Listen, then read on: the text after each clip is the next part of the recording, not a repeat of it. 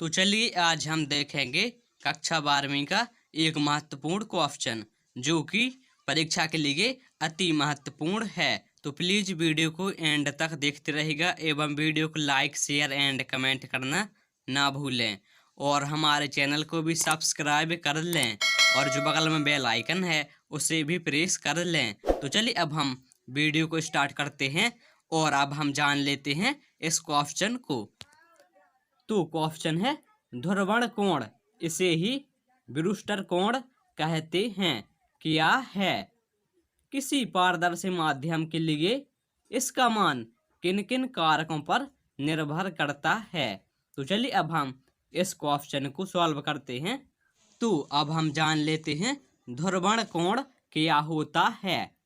पारदर्शी माध्यम पर आपतित प्रकाश का वह आपतन कोण जिसके लिए परावर्तित प्रकाश पूर्णतया अर्थात पूरी तरह समतल ध्रुवित होता है, ध्रुवण कोण कहलाता है। इसे आईपी से प्रदर्शित करते हैं।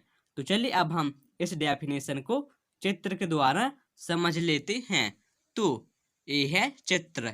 तो सबसे पहले हम एक पृथक्कृत पृष्ठ यह एक्स वाई लेंगे और ये है एम एन अभिलंब, और जब यहाँ से बिंदु ए से कोई आपतित प्रकाश अर्थात हम कह सकते हैं कि अध्रुवित प्रकाश यहाँ पर बिंदु बी पर आपतित होता है, अर्थात यहाँ पर पारदर्शी माध्यम पर यहाँ पर माना माध्यम वायु है और यहाँ पर माना माध्यम कांच है और माध्यम यहाँ पर पारदर्शी होना चाहिए।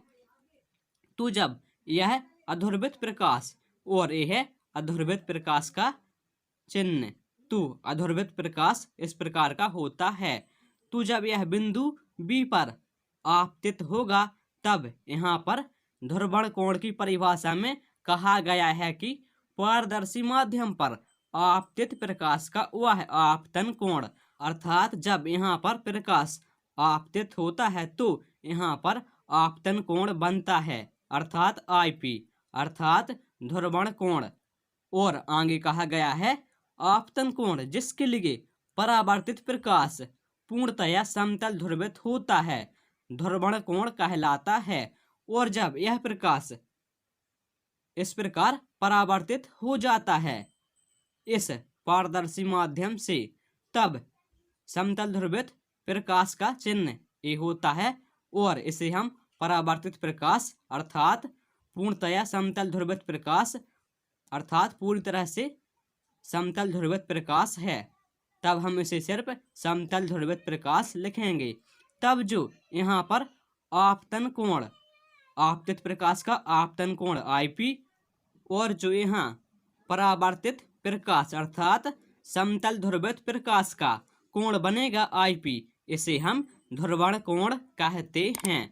और देखिए यहाँ पर प्रकाश वायु से कांच में प्रवेश कर रहा है, अर्थात कम अपवर्तनांक वाले माध्यम से अधिक अपवर्तनांक वाले माध्यम में प्रवेश कर रहा है। तो चलिए अब हम इस चित्र का नामांकन देख लेते हैं। तो चित्र का नामांकन निम्न प्रकार से है।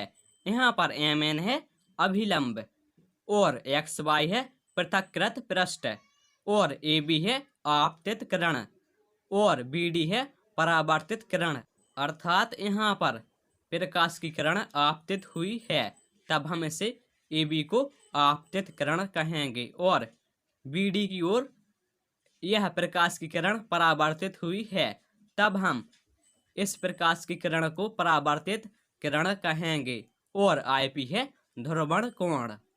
तो चलिए अब हम आगे बढ़ते हैं और अब हम जान लेते हैं ध्रुवण कोण किन किन कारकों पर निर्भर करता है। तो किसी पारदर्शी माध्यम के लिए ध्रुवण कोण का मान अर्थात आईपी का मान निम्न कारकों पर निर्भर करता है।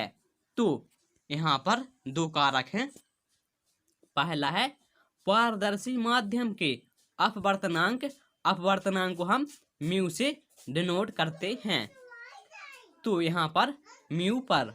और अगला है आपतित प्रकाश के तरंग दैर्घ्य, तरंग दैर्घ्य को हम लैम्डा से प्रदर्शित करते हैं, लैम्डा पर। तो इन दोनों कारकों का सीधा मतलब है कि यदि ध्रुवण कोण का मान उसी प्रकार होगा जैसा कि उस पारदर्शी माध्यम का अपवर्तनांक म्यू होगा, और जैसा कि उस आपतित प्रकाश का तरंग दैर्घ्य होगा, वैसा ही उस ध्रुवण कोण का मान भी होगा, और प्रकाश भी उसी प्रकार परावर्तित होगा जिस प्रकार उसका तरंग दैर्घ्य होगा।